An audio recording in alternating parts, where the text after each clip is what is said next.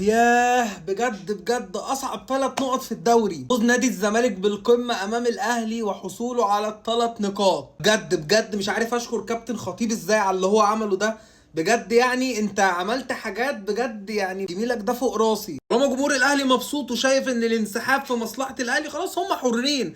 احنا كده كده خارج عنا الموضوع ده، يعني اللهم اضرب الظالمين بالظالمين واخرجنا من بينهم سالمين. احب تاني اشكر تاني وتالت ورابع كابتن الخطيب على القرار الجريء اللي هو اخده دوت. بجد يعني شابوه مني وتحيه مني ليك انا وكل زملكاوي. انا واثق ان كل الزملكاويه دلوقتي بيشكروك. يا اكتر حاجه بسطاني والله العظيم ان التاريخ عاد نفسه تاني، ولكن بدل المراكز.